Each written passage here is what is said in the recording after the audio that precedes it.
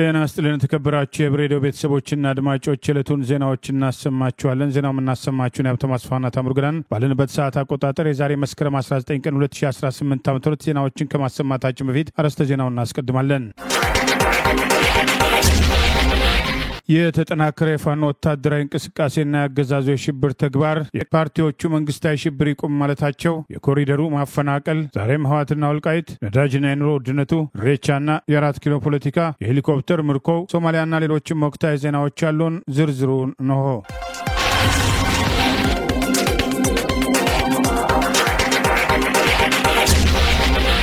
የአማራ ፋኖ ብሔራዊ ኃይል ምዕራብ አማራ ቀጠና ቴዎድሮስ 7ኛው አዲስ ዓለማየሁ ክፍለ ጦር የደጃዝማች ተድላ ጓሉ ብርጌድ በጠላት ላይ የሰነዘረውን ጥቃት ተከትሎ ድል መቀዳጀቱን አስታወቀ።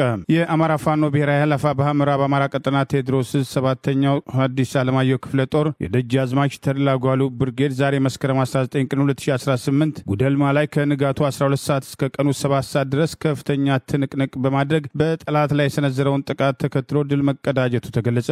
በውጊያው አረመኔው አሽከር ሚሊሻ አድማ ብተና እንደ ጌሾ ሲወቀጥሏል በማለት የአማራ ፋኖ ብሔራዊ ኃይል ምዕራብ አማራ ቀጠና የህዝብ ግንኙነት ኃላፊ አርበኛ ማርሸት ጻዩ ባጋራው በዚሁ መረጃ ጠቅሷል። ነበልባሎቹ የተድላ ጓሉ ልጆች ለአረመኔው ሰራዊት የእግር እሳት የሆኑበት ሲሆን በውጊያው 19 የጠላት ኃይል ሲደመሰስ 18 በከባድ 3ቱ ቀለል ያለ መቁሰል አደጋ የደረሰባቸው ሲሆን በአጠቃላይ 21 ቁስለኞች፣ 7 ክላሽ፣ 1 አብራራው በድምር 8 መሳሪያ መማረኩንም ገልጿል። በዚህም ጌቴ ሙሉ ዓለም እንዳለማው ያለው ገበው ጌቱ፣ ሙሉቀን ደምስ፣ ጌቱ ማሞ፣ አዝመራው መኩ የሚባሉ ባንዳ ሚሊሻዎች በዚሁ ጥቃት መደመሰሳቸውን አስታውቋል። የፋኖን ጥቃት መቋቋም ያቃተው የአረመኔው አገዛዝ ሰራዊት በበኩሉ ተግባር ማናየ የተባለው አርሶ አደር መረሸኑን፣ አበበ ምህረቴ የተባለ ሲያቆስል የግለሰብ ባጃጅም ማቃጠሉንና ይህንን ድንገተኛ ጥቃት በባንዶች ላይ ፋኖ አስናቅ አሰፋ የብርጌዱ ምክትል ጦር አዛዥ፣ ፋኖ አባይና አስረስ ዘመቻ መምሪያ፣ ፋኖ ያባብል አየለ ምክትል ዘመቻ መምሪያ በበላይነት መምራታቸውንም መረጃው ጠቅሷል። ይህ በእንዲህ እንዳለ አማራ ፋኖ ብሔራዊ ኃይል ሰሜን አማራ ቀጠና በላይ ዘለቀ ሰሜን ብርቅዬ ክፍለ ጦር መስከረም 17 ቀን 2018 ዓ.ም በዓሉን አስታኮ ጠላት ያደረገውን እንቅስቃሴ ታሳቢ በማድረግ በወሰደው እርምጃ ከፍተኛ ወታደራዊ ድል መቀዳጀቱ ተገለጸ።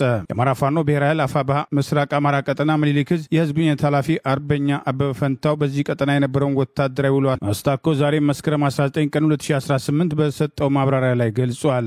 በሰሜን አማራ ቀጠና በላይ ዘለቀ ዕዝ እንግዲህ በዛሬው ዕለት እና በትላንትናው ዕለት ብርቱ ትንቅንቅና ተጋድሎች የተደረጉባቸው ቀጠናዎች አሉ። በዚህም ሰሜን ብርቅዬ ክፍለ ጦር በርካታ ጠላትን በመደምሰስ ጦር መሳሪያ ጭምር በመማረክ በሰብአዊና ቁሳዊ ኪሳራ በማድረስ ጠላት ላይ ትልቅ ድል ተጎናጽፈዋል። በዚህም መስከረም 17 የሚከበረውን የመስቀል በዓል እንደ ማዘናጊያ እና እንደ መልካም አጋጣሚ በመጠቀም ጠላት እንቅስቃሴ አድርጎ ነበር። በዚህም እንግዲህ ንስሮቹ ደግሞ ይህንን የጠላት መረጃ ስላላቸው በቂ ዝግጅት አድርገው በመጠበቅ እስከ 55 የሚደርስ በግምት ሙትና ከ25 በላይ ቁስለኛ በማድረግ እንዲሁም ደግሞ 35 የነፍስ ወከፍ ክላሽ በመማረክ ትልቅ ድል ነው የተጎናጸፉት። በሰሜን ጎንደር ዞን ጠለምት ወረዳ በስቂያ ልዩ ስሙ ዋሊያ አንገት እየተባለ በሚጠራ ቦታ ነው ብርቱ ትንቅንቅና ተጋድሎ የተደረገው። በዚህም በርካታ የጠላት ኃይል እንግዲህ የተደመሰሰው 55 እና 25 ስትደምረው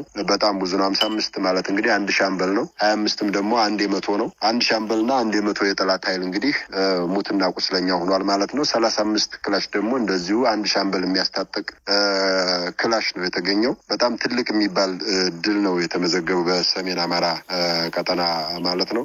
ከዚሁ ከሰሜን አማራ ሳንወጣ አሁንም በጎንደር ከተማ አካል የሆነችው የጠዳ ክፍለ ከተማ እና ጎንደር ዙሪያ ወረዳ ማክሰኝት ከተማ ዙሪያ ከፍተኛ ተጋድሎ እየተደረገ ይገኛል። የአማራ ፋኖ ብሔራዊ ኃይል አፋብኃ ሰሜን አማራ ቀጠና በላይ ዘለቀ ዕዝ ዳግማዊ ቴዎድሮስ 5ኛ ኮር ነው እንግዲህ ተጋድሎን እያደረገ ያለው።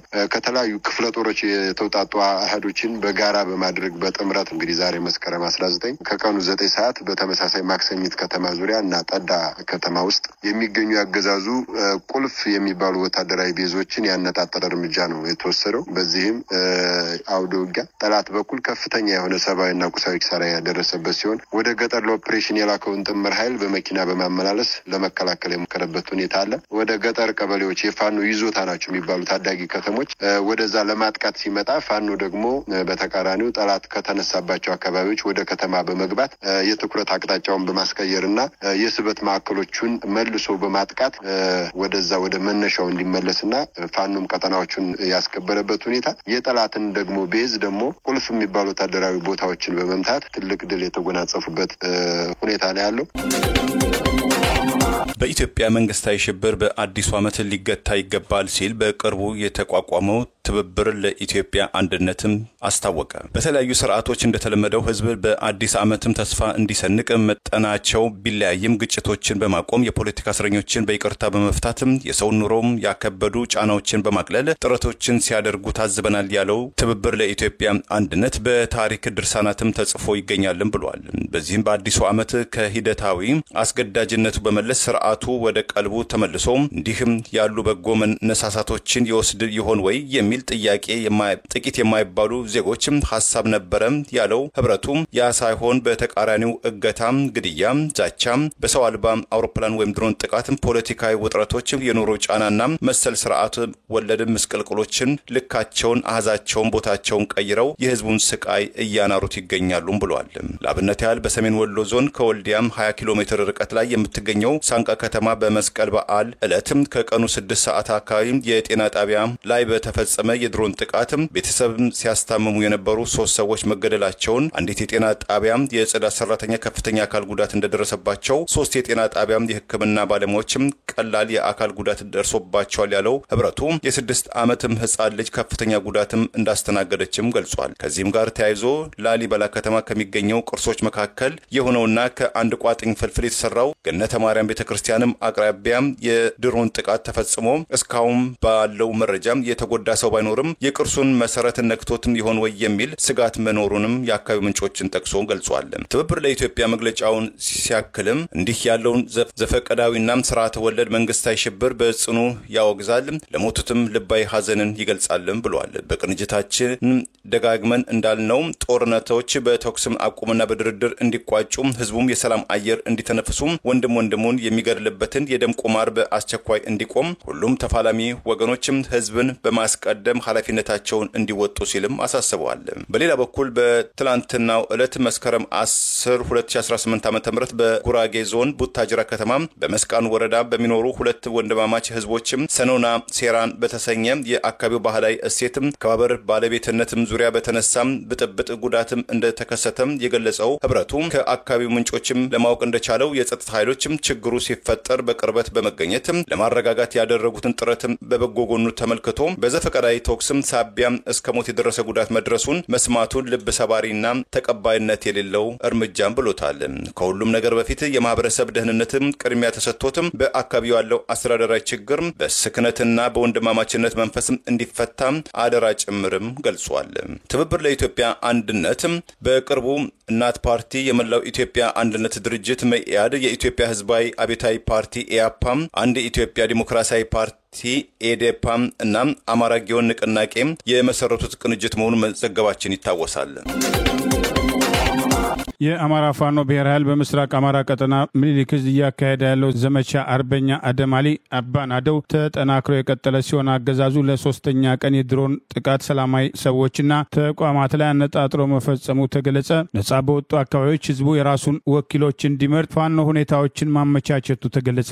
የአማራ ፋኖ ብሔራዊ ኃይል አፋብኃ ምስራቅ አማራ ቀጠና ምኒልክ ዕዝ ዛሬ መስከረም 19 ቀን 2018 ዓ.ም 6ኛ ቀኑን የያዘው ዘመቻ አርበኛ አደም አሊ አባናደው ተጠናክሮ መቀጠሉን በተለያዩ ቀጠናዎች እየተወሰዱ ካሉ ወታደራዊ እርምጃዎች ጎን ለጎን ነጻ በወጡ አካባቢዎች ህዝቡ ራሱን በራሱ እንዲያስተዳድር ወኪሎቹን እንዲመርጥ ፋኖ ሁኔታዎችን እያመቻቸ ሲሆን የፋኖን ጥቃት መቋቋም ያልቻለው አገዛዝ ባለፉት 3 ቀናት ሰላማዊ ሰዎች ላይ ያነጣጠረ ጤና ጣቢያ፣ ቤተክርስቲያንና የተለያዩ ተቋማት ላይ ያነጣጠረ የድሮን ጥቃት መፈጸሙንም የአማራ ፋኖ ብሔራዊ ኃይል ምስራቅ አማራ ቀጠና ምኒልክ ዕዝ የህዝብ ግንኙነት ኃላፊ አርበኛ በበፈንታው ዛሬ መስከረም 19 ቀን 2018 ዓ.ም በሰጠው ማብራሪያ ገልጿል። በዚሁ በአማራ ፋኖ ብሔራዊ ኃይል ሚኒሊክ ዕዝ ሰሞኑን እንግዲህ በአርበኛ አደማሊ ወይም አባናደው ስም የተሰየመው ዘመቻ ከመስከረም 14 2018 ዓ.ም ጀምሮ እስካሁን ድረስ ዘመቻው እንደቀጠለ ነው። በዚህ ዘመቻ እንግዲህ በምስራቅ አማራ ቀጠና ሚኒሊክ ዕዝ 5 ኮሮችና በእዙ ልዩ ዘመቻ ነው ተጋድሎ እየተደረገ ያለው።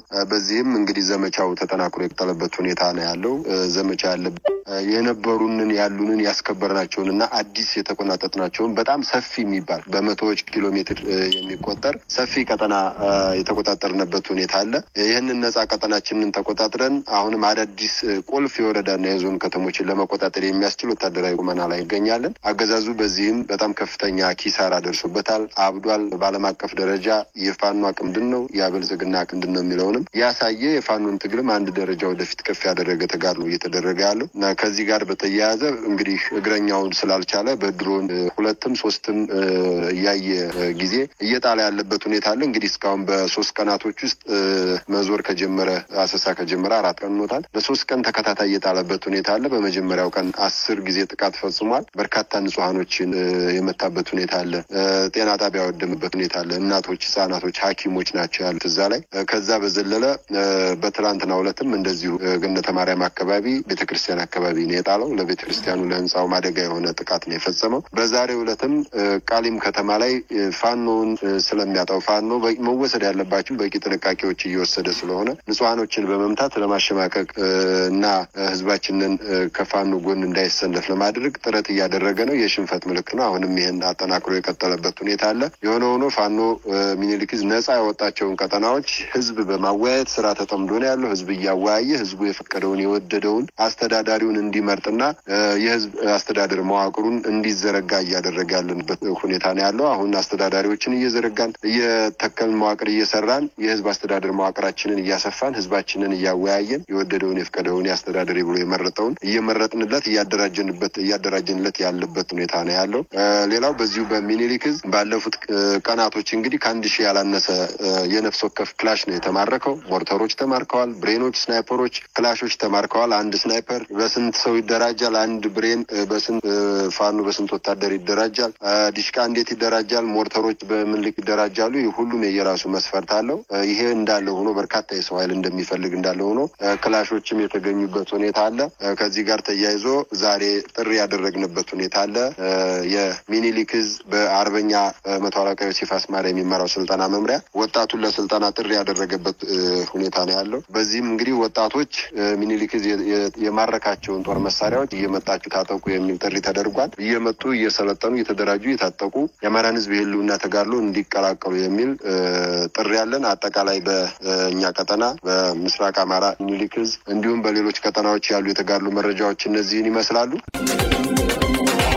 በኢትዮጵያ የሚካሄደው የኮሪደር ልማት ያስከተለው መፈናቀል የባለሀብቶችን ፍላጎት መገደቡን የአሜሪካ ዓመታዊ የመንግስት ሪፖርት አመላከተ። በ10 ሺዎች የሚቆጠሩ ነዋሪዎችና ንግድ ቤቶች በትንሽ ወይም ያለምንም ማስጠንቀቂያ የተባረሩበት የኮሪደር ልማት ፕሮጀክት የባለሀብቶችን መዋለ ንዋይ የማፍሰስ ፍላጎትም እንደገደበ ይኸው መንግስታዊ ሪፖርት ገልጿል። የአሜሪካ መንግስት ይህንን ግምገማ ያሰፈረው ባለፈው አርብ መስከረም 16 2018 ዓ.ም ይፋ ባደረገው ዓመታዊ ኢንቨስትመንት ሁኔታ መግለጫው ሲሆን የአሜሪካ ኩባንያዎች በመረጃ ላይ የተመሰረተ ሁኔታ እንዲያሳልፉ በሚል በአገሪቱ የውጭ ጉዳይ መስሪያ ቤት የሚዘጋጀው ይህ ዓመታዊ ሪፖርት ከ170 በላይ የሚሆኑ አገራትን የኢንቨስትመንት አመቺነት ወይም አዋጭነትንም ይዳስሳል። ኢትዮጵያን የተመለከተው ይህ የመስሪያ ቤቱ ሪፖርት በስጋትነት ካነሳቸው ጉዳዮች አንዱ በአዲስ አበባ ተጀምሮ ቢያንስ በ40 የኢትዮጵያ ከተሞች በመካሄድ ላይ ያለው የኮሪደር ልማትን ጠቅሷል።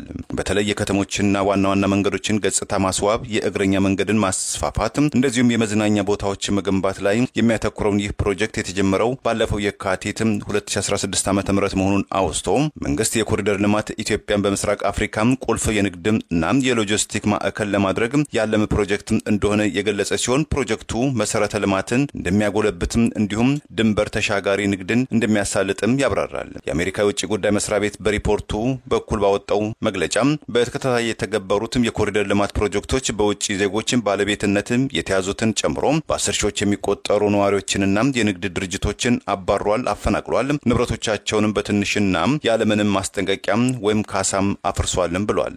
በኮሪደር ልማቱ ምክንያትም ከተካሄዱ መፈናቀሎች መካከል የተወሰኑት ያለምንም ማስጠንቀቂያና ጠመንጃም ተደቅኖባቸው እንደተፈጸሙ በውጪ ዜጎችን ባለቤትነትም የተያዙ ንግድ ተቋማትም መኖራቸውን በሪፖርቱ ላይ ተመልክቷል። የኮሪደር ልማቱ ዜጎችን ከማፈናቀሉን በተጨማሪ ለሙስናም በር ከፍቷል ያለው የአሜሪካው ፕሮጀክት ለኮሪደር ልማት ፕሮጀክትም ላከናወኑ ኩባንያዎች ኮንትራት የሰጣቸው መንገድ የጠቀሰም ሲሆን ከህግ በተቃረነ መልኩም የኮሪደር ልማት ፕሮጀክት የግንባታ ኮንትራቶችም ለጨረታም አልቀረቡም፣ ይልቁንም ከመንግስት ባለስልጣናት ጋር ቀረቤታ ያላቸው ኩባንያዎችም ተሰጥቷልም ብሏል። ከኮሪደር ልማቱ በተጨማሪ ግጭቶችና የንብረት መብት ጥሰት መስከተሉን የገለጸው የአሜሪካው ሪፖርት በተለይ በአማራና በኦሮሚያ ክልሎች ያሉ ግጭቶች ምግባር የጎደላቸው ባለስልጣናት ወይም የታጣቂ ቡድን አባላትም በተደጋጋሚ ንብረቶችን እንዲነጥቁ ምክንያት መሆናቸውንም ገልጿል። በሁለቱ ክልሎች የሚገኙ የቱሪስት ሎጅም ባለቤቶችም ንብረታቸውንም ያለምንም ካሳም በኢትዮጵያ መከላከያ ሰራዊት አባላትም ማረፊያነትም ተይዘው እንደነበረም መናገራቸውንም ገልጿል። የተፈናቃዮችን ጉዳይ ለፖለቲካ መጠቀሚያ አድርጓል በማለት በራሱ ከፍተኛ አመራር ጭምር ወቀሳ የቀረበበት ህወሓት ዛሬም የተፈናቃዮችን ጉዳይ አጀንዳ በማድረግ መግለጫ አውጥቷል። በመግለጫ የኢትዮጵያ መንግስት ግዴታዎቹን ማክበር አልቻለም ሲል ወቅሷል። በዶክተር ደብረጽዮን ገብረ ሚካኤል የሚመራው ህወሓት ዛሬም ባወጣው መግለጫ የተፈናቃዮችን ጉዳይ ዋና አጀንዳ በማድረግ የአብይ አገዛዝ ግዴታውን እንዲወጣ የጠየቀ ሲሆን የተፈናቃዮችን ጉዳይ ለፖለቲካ ዓላማ ያራምዳሉ፣ ተፈናቃዮች ወደ ቦታቸው እንዲመለሱ አይፈልጉም በማለት የቀድሞ የህወሓት ቃል አቀባይ ስራ አስፈጻሚ ኮሚቴ አባልና የትግራይ ጊዜያዊ አስተዳደር መሪ የነበረው ጌታቸው ረዳ ጭምር በተደጋጋሚ የገለጸ ሲሆን ህወሓት ዛሬም የተፈናቃዮችን ጉዳይ በማጉላት በመቀሌ ተፈናቃይ ካምፕ በጅብ ተበልቷል ያለውን ህፃን ጉዳይ ጭምር በመጥቀስ አገዛዙ ኃላፊነቱን አልተወጣም ሲል ወቅሷል። ዛሬም ህወሓት ወልቃይት ጠገዴ፣ ጠለምትን ምዕራብ ትግራይ በማለት ለመጠቅለል እያደረገ ያለው ሙከራ ያልተለወጠ ሲሆን በጅብ ተበላ የተባለውን ህፃን በስም የጠቀሰው መግለጫ በምዕራብ ትግራይ የተፈናቀሉ በሺ የሚቆጠሩ ሰዎች በየቀኑ የሚደርስ ባቸው ስቃይ አካል አድርጎ ለማሳየት ሞክሯል። አቶ ጌታቸው ረዳ ከትግራይ ፈርጥጦ አዲስ አበባ ከገባ በኋላ በተደጋጋሚ በሰጣቸው መግለጫዎች ተፈናቃዮች ወደ አካባቢያቸው እንዳይመለሱ ዋናው እንቅፋት የሱ ጓዶች መሆናቸውን በተደጋጋሚ የጠቀሰ ሲሆን ለዚህም ተጠያቂ ያደረጋቸው በዶክተር ደብረጽዮን ገብረ ሚካኤል የሚመራውን የህወሓት አመራር ሲሆን ህወሓት በጉልበት ተቆጣጥሯቸው የነበረው የወልቃይት የራያ አካባቢዎችን መልሶ በጉልበት ለመቆጣጠር ከመንቀሳቀስ ይልቅ ከአብይ አገዛዝ ጋር የገባበትን ጦርነት ምክንያት ማድረግ አስቀድሞ ከአካባቢው በዘመቻ ያፈናቀላቸውን የትግራይ ብሔር ተወላጆች እንደ ሌሎቹ የኢትዮጵያ አካባቢዎች መልሶ ማስፈር ላይ መነጋገር እንጂ አካባቢዎቹን በኃይል ተቆጣጥረን የትግራይ አካል እናደርጋለን የሚለው ጸብጫሪና ተጨማሪ ግጭት ቀስቃሽ መሆኑ ተደጋግሞ የተጠቀሰ ቢሆንም ከአብይ አገዛዝ ጋር ግንባር በመፍጠር በራያ ከ100,000 በላይ የአማራ ብሔር ተወላጆችን በማፈናቀል የማንነት ጥያቄ የሚነሳባቸውን አካባቢዎች በኃይል የተቆጣጠረው ህወሓት በተመሳሳይ በወልቃይት በወታደራዊ ኃይል ከአብይ ጋር ግንባር ፈጥሮ ለመፈጸም አለመቻሉና ይህኑ ተከትሎ በተደጋጋሚ በጦርነት አካባቢውን ለመቆጣጠር እቅድ እንዳለው ሲገለጽ መቆየቱ አይዘነጋም። በህወሓት የበላይነት የተቋቋመው የትግራይ ክልል ጊዜያዊ አስተዳደር መሪ ሌተናንት ጀነራል ታደሰ ወረደ በበኩሉ የመስቀል በዓልን ምክንያት በማድረግ የኢትዮጵያ መንግስት ለትግራይ ጥያቄዎች ምላሽ እንዲሰጥና የፕሪቶሪያው ስምምነት ተግባራዊ እንዲደረግ የጠየቀ ሲሆን በአንጻራዊነት አለ የተባለው የትግራይ ሰላም ተጠናክሮ እንዲቀጥል ከጦርነት ውጭ ያሉትን አማራጮች ማየት እንደሚፈልጉ የመስቀልን በዓል አስታኮ ባደረገው ንግግር መግለጹን የጠቀሱ ዘገባዎች ወጥተዋል። ለጦርነት ምክንያት የሆኑ አጀንዳዎች ከሰላም ስምምነቱ በኋላ በውይይትና ህግ አግባብ ሊፈቱ ሲገባቸው እስካሁን ድረስ መቋጫ ለማግኘታቸው የትግራይ ህዝብ ለከፋ ሁኔታ ዳርጓል ያለው ሌተናንት ጀነራል ታደሰ ወረደ የፌዴራሉ መንግስት በትግራይ በኩል እየቀረቡ ላሉ ጥያቄዎች ምላሽ ሊሰጥ ይገባል በማለት በጦርነቱ ምክንያት የተፈናቀሉ ዜጎች ወደ ቀያቸው ሊመለሱ በህገ መንግስቱ መሰረትም የትግራይ ግዛት ወደ ቦታው ሊመለስ ይገባል በማለት ከህገ መንግስት መርቀቅ በፊት ጭምር በጉልበት ወደ ትግራይ ያካለሉትን የአማራ ብሔር ተወላጆች የማንነት ጥያቄ የሚያነሱባቸውን ቀደም ሲል በሰሜን ጎንደር ቤጌምድርና በሰሜን ወሎ ስር የሚገኙ አካባቢዎችን በሽግግር ወቅት በክልል 3 በኋላ የአማራ ክልል በሆነው ስር ተካተው እንደነበር የሚጠቅሱ ወገኖች ህወሓት አማራ ያልተወከለበትን ህገ መንግስት ስልጣን ላይ ያለ አንድም ቀን ከፍላጎቱ ውጪ ለህዝብ ተግባራዊ አድርጎት እንደማይታወቅና ይህንን ህገ መንግስት ሽፋን በማድረግ አካባቢዎችን በኃይል ለመቆጣጠር መሞከር ዘላቂ ሰላም እንደማያመጣ ተደጋግሞ ሲጠቀስ ቆይቷል። ይህ በእንዲህ እንዳለ የወልቃይት ማንነት አስመላሽ ኮሚቴ መሪ ኮሎኔል ደመቀ ዘውዱን ጨምሮ በአካባቢው ከብልጽግና ፓርቲ ጋር ግንባር የፈጠሩ ኃይሎች የአብይን አጀንዳ በማስፈጸም የአካባቢውን የማንነት ጥያቄ ጥያቄ እናስመልሳለን በሚል የሚንቀሳቀሱ ቢሆንም አብይም የማንነት ጥያቄው እንዳይመለስ ሂደቱን እያንከባለለ ዛሬ ድረስ ያደረሰበት ሁኔታዎች ሲመቹት የህወሓትን ፍላጎት ከማሳካት ወደ ኋላ እንደማይልና የፋኖን እንቅስቃሴ ተከትሎ ይህ ኃይል ከአብይ ጎን በመሰለፍ በአማራ ህዝብ ላይ ጭፍጨፋ እያደረገ ያለውን የአገዛዙን ስልጣን አስጠባቂ ጦር በይፋ እስከ መቀለብ የደረሰበት እርምጃ በተደጋጋሚ በወቀሳ ሲነሳ የቆየ ሲሆን ሰሞኑን ህወሓት በአካባቢው የሚያደርጋቸው ወታደራዊ እንቅስቃሴዎች የተጠናከሩ መምጣታቸውን የሚጠቅሱ መረጃዎች የወጡ ቢሆንም ከነፃ ወገን ማረጋገጥ አልተቻለም። የአማራ ፋኖ ብሔራዊ ኃይል ሰሜን አማራ ቀጠና በላይ ዘለቀ ዕዝ አፋድ ከአገዛዙ ወታደራዊ አዛዦች ጋር ግንባር ፈጥሮ እያጠቃው መሆኑን ገለጸ። የአማራ ፋኖ ብሔራዊ ኃይል ሰሜን አማራ ቀጠና በላይ ዘለቀ ዕዝ ዳግማዊ ቴዎድሮስ 5ኛ ኮር ዛሬ መስከረም 19 ቀን 2018 ይፋ ባደረገው መረጃ በአሁኑ ወቅት ራሱን የአማራ ፋኖ ህዝባዊ ድርጅት አፋድ እያለ የሚጠራው ቡድን የአማራ ፋኖ ብሔራዊ ኃይል አፋብኃ ሰሜን አማራ ቀጠና በላይ ዘለቀ ዕዝ አባላት ላይ ከስትራቴጂካዊ ጠላታችን ጋር በፍጹም በተናበበ መንገድ ለመደምሰስና ለማጥፋት እየሰራ መሆኑን ማሳወቅ እንፈልጋለን ሲል ገልጿል። የአፋድ ጎንደር ጠቅላይ ግዛት ህዝብ በጎንደር ቀጠና የሚገኙ የብልጽግና ሰራዊት ጀነራሎችን በስልክ በመደወል በሁሉም የጎንደር ቀጠናዎች ለሰራዊታችሁ ትእዛዝ ስጡልኝ፣ ይህን ሌባ ቡድን በጋራ እንደምሰው በማለት ውይይት እስከ ማድረግ ደርሷል ያለው ይሄው የአማራ ፋኖ ብሔራዊ ኃይል ሰሜን አማራ ቀጠና በላይ ዘለቀ ዕዝ ዳግማዊ ቴዎድሮስ 5ኛ ኮር መግለጫ በዚህም የተነሳ በቆላ ድባ፣ በአዘዞ፣ በጠዳ፣ በማክሰኝት፣ በእንፍራንዝና በደጎማ ጠላት ያለ የሌለ ኃይሉን በማንቀሳቀስ የአማራ ፋኖ ብሔራዊ ኃይል ሰሜን አማራ ቀጠና በላይ ዘለቀ ዕዝ ክፍለ ጦሮችን ከበባ በመፈጸም ለመደምሰስ ከፍተኛ ጥረት አድርጓል ሲል አስታውቋል። በማክሰኝት ለምባና ጨህራ እንዲሁም ቀይ ድንጋይና ፈረንጅ ውሃ፣ በጠዳ ሮቢት፣ ወይና ጣናና ጅዋድና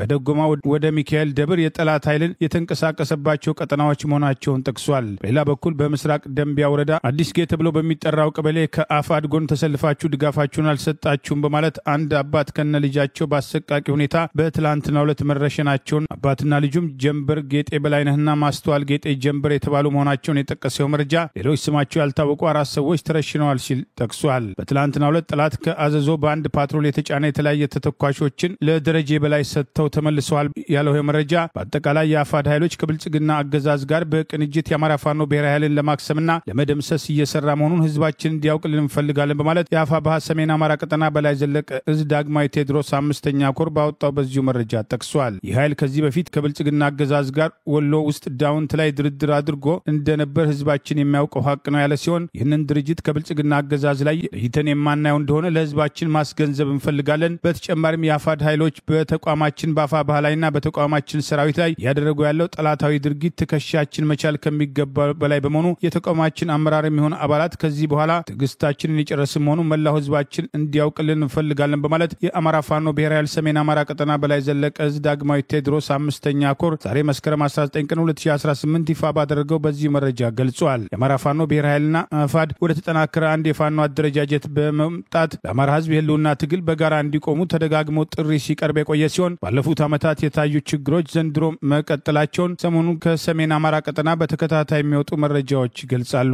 የፋኖ መሪዎች የጎንዮሽ ትግልን ወደ ጎን በማድረግ የጋራ ጠላት ላይ እንዲያተኩሩ ተደጋግሞ ጥሪ ሲቀርብ የቆየ ሲሆን ከዚህ ቀደም በአፋድ አደረጃጀት ስር በሸዋ በተመሳሳይ በፋኖ ወገኖቻቸው ላይ ጥቃት ማድረሳቸው አይዘነጋም። በእስክንድር የሚመራ አማራ ፋኖ ህዝባዊ ድርጅት አፋድ ለአዲስ ዓመት ባስተላለፈው መልእክት ባለፉት ዓመታት ትግሉን አስታኮ ለበደለውም ሆነ ለተበደለው ይቅርታ መጠየቁና ለአንድነት እንደሚሰራ መግለጫ አውጥቶ እንደነበር አይዘነጋም። ፋኖ ደረጀ በላይ ከዚህ ቀደም በትግሉ እንቅስቃሴ 2 ልጆቹን እስከ መሰዋት የደረሰ ሲሆን ትልቁን ዓላማ ወደ ጎን በማድረግ ከወንድሞቹ ጋር እያደረገ ያለው ውጊያ ተገቢ ያለመሆኑ ተደጋግሞ በቅሬታ ሲነሳ የቆየ ሲሆን እሱም ሆነ በሌሎች በጎንደር ጠቅላይ ግዛት ስር ነን የሚሉ ኃይሎች የጎንዮሽ ትግላቸውን በማቆም ወደ ፋኖ አንድነት ሊመጡ እንደሚገባ በተከታታይ ጥሪ ሲቀርብ ቆይተዋል። በአዲሱ የኢትዮጵያ 2018 ዓ.ም በጀት ዓመት ውስጥ በነዳጅ ምርቶች ላይ የ30 በመቶም ግብር ተግባራዊ እንደሚያደርግ የገንዘብ ሚኒስቴር አስታወቀ። አዲሱም ግብር በ15 በመቶ የተጨማሪ እሴትም ታክስ ወይም በእንግሊዝኛው ቫት እንደዚሁም የ15 በመቶ የኤክሳይዝ ቀረጥን የሚያካትት ሲሆን ይህም በኢትዮጵያ የፋይናንስ ፖሊሲ ላይ ከፍተኛ ለውጥ እንደሚያመጣና የሀገር በቀል ኢኮኖሚን ማሻሻያ አጀንዳ አንዱ አካል መሆኑን የሚኒስቴር መስሪያ ቤቱ አስታውቋል። በዚህ መሰረትም ከነዳጅ ላይ ከሚጣለው አጠቃላይ 30 በመቶ የኤክሳይዝ ታክስና የተጨማሪ እሴት ታክስ በተጨማሪም የንብረት ታክስም ይገኝበታልም ተብሏል። በተመሳሳይ አማራጭም አነስተኛ ታክስና የቅድመ ግብር ክፍያ በተያዘው የ2018 ዓ.ም በጀት ላይ ተግባራዊ ለማድረግ መታቀዱን ሚኒስቴር መስሪያ ቤቱም ገልጿል። ነዳጅ በማዕከላዊነት የሚጫወተው ሚና ከፍተኛ በመሆኑ የግብር ጭማሪውን የዋጋ ግሽበቱን እንዲያባብስም ያደርጋል የሚል ስጋት መኖሩን ካፒታል ጋዜጣም ምንጮቹን ጠቅሶም አስነብበዋል። በሌላ ተመሳሳይ ዜና በአሁኑ ወቅት በስራ ላይ ያሉ በነዳጅ የሚዘወሩ ተሽከርካሪዎችን በኤሌክትሪክ ኃይል እንዲሰሩ እንደሚደረግም ተገለጸ። የትራንስፖርትና ሎጂስቲክ ሚኒስቴር እንደገለጸው በነዳጅ የሚሰሩ ተሽከርካሪዎችን በኤሌክትሪክ ኃይል ለማሰራት የሚያስችል እቅድና መመሪያም ተዘጋጅቷል ብሏል። በሚኒስቴር መስሪያ ቤቱ ምክትል ሚኒስትር የሆኑት ቤሮ ሐሰን ለሀገር ውስጥ መገናኛ ብዙሃን በሰጡት አስተያየት በኢትዮጵያ ውስጥ በአሁኑ ወቅት ከ100 ሺህ በላይ የሚቆጠሩ በኤሌክትሪክ ኃይል የሚሰሩ ተሽከርካሪዎችን ወደ አገር ውስጥ ገበያ እንዲገቡ ማድረጉን ገልጸው በቀጣዩ 10 ዓመታት ውስጥ ከውጪ አገር የሚገቡ ተሽከርካሪዎችም 95 ከመቶ የሚሆኑት በኤሌክትሪክ ኃይል የሚዘወሩ ይሆናሉ ብለዋል። በቀጣዩ 10 ዓመታት ከ500 ሺህ በላይ መኪናዎች በኤሌክትሪክ የሚሰሩ ይሆናልም ተብሎም ተገልጿል። በኢትዮጵያ ያለው ውስን የተማረ የሰው ኃይል ወይም መካኒክ የመኪና መለዋወጫዎች እጥረትና የኤሌክትሪክ ቻርጀር ጣቢያዎች በስፋት አለመኖሩ ችግሩን ማባባሱም ተገልጿል። የኢሬቻ ባዛርና ኤክስፖ የተባለው የአገዛዙን የወረራና አዲስ አበባ ከተማን ጨምሮ ከአማራ ክልል እስከ ደሴ ድረስ የመጠቅለል ሐሳቡን ያሳያል የተባለውን ህገወጡን ካርታ ያካተተ መሆኑ አነጋጋሪ ሆኗል። የአብይ አገዛዝ የኢሬቻ በዓልን የፖለቲካ ጉልበት ማሳያና የኦሮሞ ስልጣን የበላይነት ማሳያ ነው በሚል ስልጣን ላይ ከወጣ ጀምሮ በአዲስ አበባ የሚከበረው የኢሬቻ በዓልን ተከትሎ የፖለቲካ እርምጃዎች በግልጽ ሲታዩ የቆዩ ሲሆን ዘንድሮ የሚከበራል የተባለውን የኢሬቻ በዓል ተከትሎ የኢሬቻ ባዛርና ኤክስፖ በአዲስ አበባ ኤግዚቢሽን ማዕከል የተከፈተ ሲሆን በአገዛዙ መገናኛ ብዙሃን ጭምር ሰፊ ዘገባ የተሰጠውና የአማራ ብሔር ተወላጅና የአገዛዙ ባንዳ ባለስልጣናት አንዱ የአዲስ አበባ ከተማ ምክትል ከንቲባ ጃንጥረር ተመርቆ የተከፈተው ኤክስፖ ላይ አዲስ አበባን ጨምሮ እስከ ወሎ ድረስ የሚያጠቃልለውን ህገወጡን የኦሮሚያ ክልል ካርታ ጭምር በዚሁ ኤክስፖ ላይ ተካቶ እንዲታይ መደረጉ ወቀሳ ያስከተለ ሲሆን ከሰዓታት በኋላ ከአገዛዙ መገናኛ ብዙሃን ማህበራዊ ገጽ ላይ ይህንን ፎቶግራፍ አንስተውታል። በተደጋጋሚ ኢሬቻን እንደ አብዮት በዓል በመቁጠር ለመጀመሪያ ጊዜ በአዲስ አበባ ከ7 ዓመት በፊት ኢሬቻ በተከበረበት ወቅት የኦሮሚያ ክልል ፕሬዝዳንት ሽመልስ አብዲሳ የአማራ ህዝብ ጭምር ያደረገውን ተጋድሎ ተከትሎ ስልጣን ላይ መውጣታቸውን ወደ ጎን በማድረግ ነፍጠኞችን ሰብረን እዚህ ደርሰናል በማለት በአማራ ህዝብ ላይ ያለውን ጥላቻ የገለጸበትና አገዛዙ የሚከተለው ፖለቲካዊ ስትራቴጂ በግልጽ ያሳያል የተባለበት ጸረ አማራው አገዛዝ ባለፉት 7 ዓመታት ሲፈጽማቸው የነበሩ በአማራ ብሔር ተወላጆች ላይ ያነጣጠሩ ጭፍጨፋዎች የዚሁ ፖለቲካ አመለካከት መነሻ መሆናቸው በግልጽ መታየቱ ጭምር ሲጠቀስ ቆይተዋል።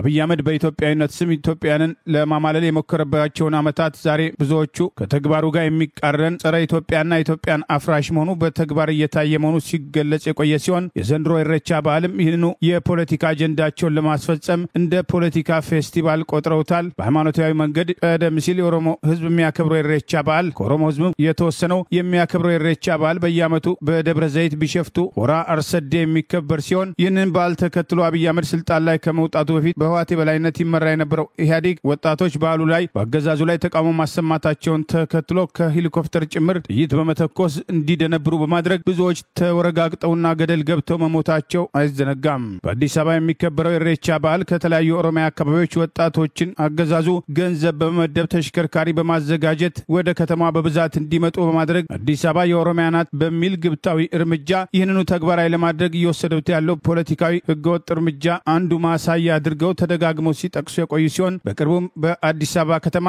የአሸንዳ አሸንድዬ በዓል እንዳይከበር በመከልከል በተቃራኒው አዲስ የሆነውን የኦሮሚያ ልጃገረዶች በዓል የተሰኘውን ለማስተዋወቅ በከተማው ሰፊ ትኩረት በመስጠት በአገዛዙ ወጪ ከተለያዩ የኦሮሚያ አካባቢዎች ወጣቶችን በመሰብሰብ ያከናወኑት ተግባር ዜጎችን በገዛ ሀገራቸው ባይተዋርና ገለልተኛ እንዲሆኑ ለማድረግ አገዛዙ ሆን ብሎ እየወሰዳቸው ያሉ እርምጃዎች አካል መሆኑ ተደጋግሞ ሲጠቀስ ቆይተዋል። ከመስቀል በዓል በፊት በተደጋጋሚ ሲሰጡ የነበሩ ማስፈራሪያዎችና የአገዛዙ ጸጥታ ኃይሎች መግለጫ በኢሬቻ በዓል ሰሞን የማይታይ ሲሆን የኤክስፖ ዋና ዓላማ ይህንኑ ማስተዋወቅ መሆኑን በማህበራዊ ሚዲያ የሚሰራጩ አስተያየቶች አገዛዙ ከዚህ አጥፊና አግላይ መንገድ ሊቆጠብ ይገባል በሚል በአማራ ህዝብ ላይ የተከፈተውም ጦርነት መነሻ ይህንኑ ህገወጥ ካርታ ተግባራዊ ለማድረግና አንዳንድ ያገዛዙ ስልጣን አስጠባቂ ወታደራዊ መኮንኖች ጭምር ይህንን ህገወጥ ካርታ በአንገት ሀብል ጭምር አሰርተው መከላከያ የተባለውን ልብስ ለብሰው መታየታቸው ከዚህ ቀደም መነጋገሪያ ሆነው እንደነበር አይዘነጋም።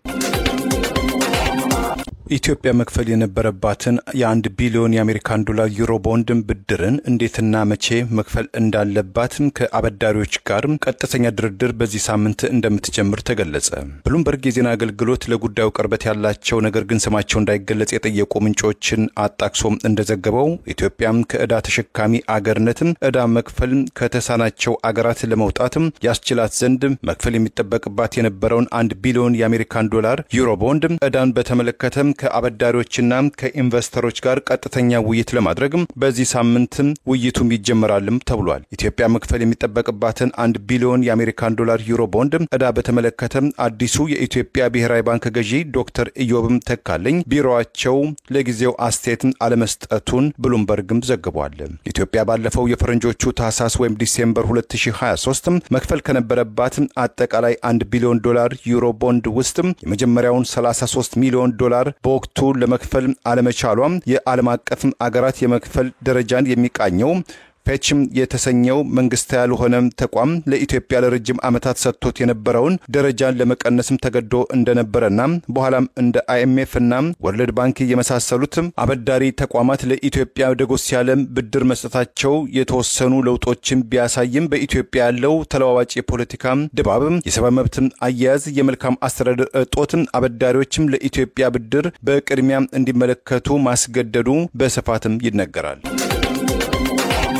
በሀገሪቱ ጦርነትን እንደ ብቸኛ ስልጣን ማስቀጠያ በማድረግ በጦርነትና ብልጭልጭ ፕሮጀክቶች የሀገሪቱን ሀብት እያባከነ የሚገኘው አገዛዝ በነዳጅ ላይ የሚደረጉ ድጎማዎችን ከማንሳት አልፎ ነዳጅ በውጭ ምንዛሪ ገዝቶ በወቅቱ አለማስገባቱን ተከትሎ በሀገሪቱ እየተከሰተ ያለው የነዳጅ እጥረትን ተከትሎ በባለቤቶችና በነዳጅ አጓጓዦች ላይ ጣት በመቀሰር ከተጠያቂነት ለማምለጥ እየተንቀሳቀሰ መሆኑ ታውቋል። አገዛዙ የሀገሪቱን ኢኮኖሚ ወደ ተወሳሰበ ችግር ውስጥ እያስገባ መሆኑን ከአገር ቤት የሚወጡ መረጃዎች ይገልጻሉ። የብሔራዊ ባንክ ባለስልጣናት አገዛዙ የተከተላቸውን የተሳሳተ ኢኮኖሚ ፖሊሲ ተከትሎ ከፍተኛ የውጭ ምንዛሪ አግኝተናል፣ የተረጋጋ የውጭ ምንዛሪ ሂደት አለ በሚል ከቀናት በፊት መግለጫ የሰጡ ቢሆንም በነዳጅ ላይ የሚደረገውን ድጎማ ሙሉ ለሙሉ ያነሳው አገዛዝ ባለፉት ዓመታት ጦርነትን የሙጥኝ በማለት የሀገሪቱን የውጭ ምንዛሪ ለጦር መሳሪያ ግዢና ለብልጭልጭ ፕሮጀክቶቹ ግንባታ በመዋል ኢኮኖሚያዊ ቀውሱን እያባባሰው ሲሆን፣ በሌላ በኩል ህግና ስርዓት ማስከበር ያቃተው አገዛዝ ነዳጅ ከጅቡቲ ጭነው ወደ ተለያዩ አገሪቱ አካባቢዎች የሚሄዱ አሽከርካሪዎች በጊዜ እንዲደርሱ አለመደረጉ፣ በየቦታው የሚጣለው ህገወጥ የባለስልጣናቱ ቀረጥ ከአንድ ከተማ ወደ ሌላ ከተማ ለመሸጋገር በርካታ ህገወጥ ኬላዎችን ማለፍ የሚጠበቅባቸው መሆኑና እነዚህን ተከትሎ የነዳጅ እጥረት ከጊዜ ወደ ጊዜ እያደገ የመጣ ቢሆንም አብይ አህመድ ከዚህ ቀደም ካድሬዎቹን በመሰብሰብ ዝረፉ እስከ ማለት የደረሰ ቢሆንም ነዳጅን በብቸኝነትና በበላይነት በባለጊዜነት ጭምር እያሰራጩ ያሉ ከአገዛዙ ካድሬዎችና ባለስልጣናት ጋር ግንኙነት ያላቸው ነጋዴዎች ሳይቀር እየተማረሩ ባለበት በአሁኑ ወቅት የችግሩ ተጠያቂዎች ህገወጥ ነጋዴዎችና የነዳጅ ማደያ ባለቤቶች አድርገው በአገዛዙ ካድሬዎች በኩል በየተለያዩ ህዝባዊ መድረኮች ላይ ቅስቀሳ ሲያደርግ የቆየው አገዛዝ ይህንኑ መሰረት ማድረግ ራሱን ከተጠያቂነት ለማዳን በአብይ አህመድ በኩል ተመሳሳይ ገለጻ ለመስጠት እየተዘጋጀ መሆኑ ታውቋል። ባለፈው ዓመት ማብቂያ ለዳግም እስር የተዳረጉት የቀድሞ ሰላም ሚኒስትር ዴኤታ የኦሮሚያ ክልል ምክር ቤት አባልና የክልሉ ስራ አስፈጻሚ ኮሚቴ አባል አቶ ታዬ ደንዳ አብይ አህመድ 2500 የሚሆኑ የኦሮሞ ብልጽግና ፓርቲ ከፍተኛ ካድሬዎችን አዳማ ወይም ናዝሪት ሰብስበው ሳይነቃባቸው እንዲዘርፉ መመሪያ እስከ መስጠት የደረሰበትን ሁኔታ መግለጻቸው አይዘነጋም። ሙስናን ቀይ ምንጣፋቸው አድርገዋል በማለት ሙስና እንዲስፋፋ ውስጡን እየቀሰቀሰና መመሪያ እየሰጠ በአደባባይ የሙስና ተቆርቋሪ የመሰለው አብይ አህመድ የተለያዩ ኩባንያዎችን በማቋቋም የሀገሪቱን ሀብት ጭምር በማሸሽ በህገ ወጥ ተግባራት ላይ ጭምር መሳተፉን እሱን ተከትሎ ሌሎችም ባለስልጣናት በተመሳሳይ እርምጃ ውስጥ የሚገኙ ሲሆን የአገሪቱ ኢኮኖሚያዊ ቀውስ ገፈት ቀማሽ የሆነው ህዝብ ግን ዛሬም በነዳጅ እጥረት ሳቢያ ዜጎች የዕለት ከዕለት ተግባራቸውን ለማከናወን መቸገራቸውን በትራንስፖርት ዘርፍ ላይ የተሰማሩ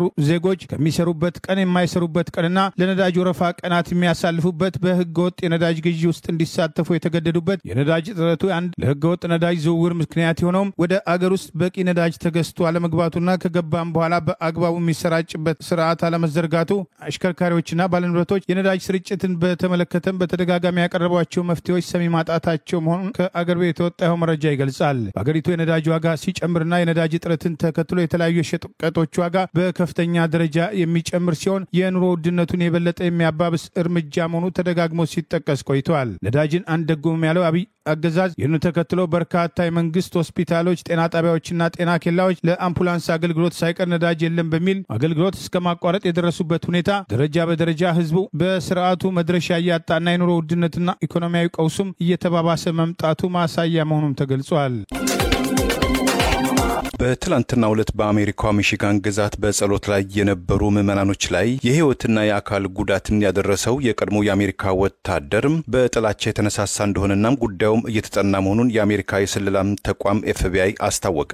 በትላንትናው እሁድ ግራንድ ብላንክ ከተማ ውስጥ በጸሎት ላይ የነበሩ The Church of Jesus Christ of Latter-day Saints ወይም በእንግሊዝኛው ምህጻረ ቃል ሞርመን የተባለው ቤተ እምነትም ተከታዮች የሆኑ በመቶዎች የተቆጠሩ ምዕመናኖችም በጸሎት ፕሮግራም ላይ ሳሉ ከ2004 የአውሮፓ ቁጥጥር እስከ 2008 የቀድሞ የአሜሪካ ባህር ኃይል የነበረና ከ2007 እስከ 2008 በኢራቅ ዘማች የነበረው ቶማስ ጃኮብ ሳንፎርድ ቼቨሮሌት መኪናውን በማሽከርከር ከቤተ ክርስቲያኑ በራፍን ጥሶ በመግባት የተኩስ ሩምታም በመክፈት ይዞት የነበረውን ጋዝን በማርከፍከፍ እሳት በማቀጣጠል በትንሹ 4 ሰዎችን በመግደል 8 ሰዎችን ማክሰሉ ተገልጿል። የአሜሪካው ነጩ ቤተ መንግስት ወይም ዋይት ሃውስ ቃል አቀባይ ቻሮሊን ላቬቴ ዛሬ ጠዋት ለፎክስ ቴሌቪዥን በሰጡት መግለጫ ተጠርጣሪው ግለሰብ የሞረን እምነትን ይጠላም እንደነበረም የኤፍቢአይ ዳይሬክተሩ ካሽም ፔተል ነግረውኛል ብለዋል። ግለሰቡ ለዚህ እኩይ ተግባር ከመቼ ጀምሮ እቅድ እንደነበረው በቤቱ ያስቀመጠው መልእክትም ካለ በማለትም ኤፍቢአይ ምርመራ እየቀጠለ መሆኑን ገልጸዋል።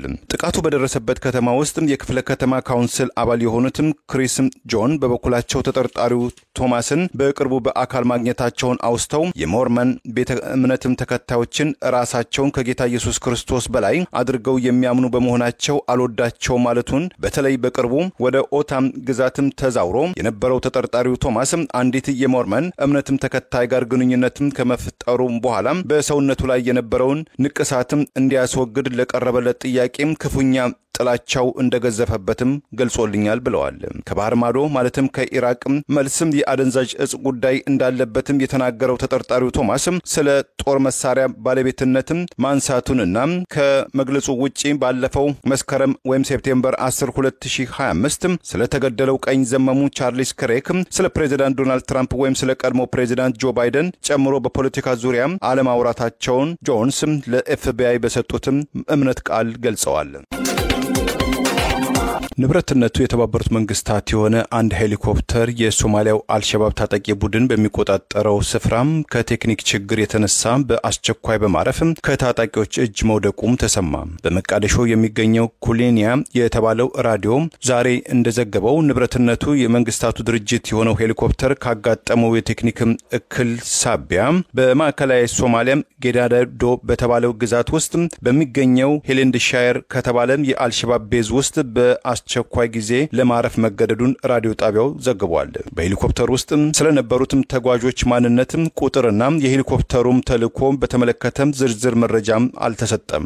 ከሂራን ግዛት ወደ ሞዲግም ግዛት ይጓዝ የነበረው የመንግስታቱ ድርጅት ሄሊኮፕተር የደረሰበት አደጋን በተመለከተም የመንግስታቱ ድርጅት የሶማሊያ ፌደራል መንግስትም ሆነ የሄሊኮፕተሩን በቁጥጥር ስር ያደረገው የአልሸባብ ታጣቂ ቡድን ለጊዜው የሰጡትም አስተያየት የለም። ባለፈው ጥር ወይም በፈረንጆቹ ጃንዋሪ 2024 ንብረትነቱ የመንግስታቱ ድርጅት የሆነ መለስተኛ አውሮፕላን በቴክኒክ ችግር ምክንያት ወድቆ ከአልሸባብ እጅ መግባቱም ከፍተኛ ማነጋገሪያ ርዕስም ፈጥሮ እንደነበረ ይታወሳል። የተባበሩት መንግስታት ሄሊኮፕተሮችና አነስተኛ አውሮፕላኖች በሶማሊያ ግዛት ውስጥ በተደጋጋሚ ጊዜያት ከአልሸባብ በሚቆጣጠራቸው ግዛቱ የመውደቃቸው ጉዳይ አጠያቂ መሆኑን ዘገባዎች እየገለጹ ይገኛል። ለዛሬ ያሉን ዜናዎች እነዚህ ናቸው። ዜናውን ስታደምጡ ለቆያችሁ የህብር ሬዲዮ ቤተሰቦችና አድማጮች ምስጋናችን ድረሳችሁ። እንዲደርሳችሁ የህብር ሬዲዮ ኦፊሻል የዩቲዩብ ቻናላችንን ሰብስክራይብ ያላደረጋችሁ ሰብስክራይብ በማድረግ በተጨማሪ የደወል ምልክቱን በመጫን የህብር ሬዲዮ ቤተሰብ እንድትቀላቀሉ በአክብሮት እንጋብዛለን። እንደወትሮው የህብር ሬዲዮ ቤተሰቦች ፕሮግራሞቻችንን ላይክ በማድረግ ሼር በማድረግ አስተያየቶቻችሁን በመስጠት አብሮነታችሁን ትገልጹ በአክብሮት እንጠይቃለን። በድጋሚ እናመሰግናለን። ጤና ይስጥልን። ቸር እንቆይ።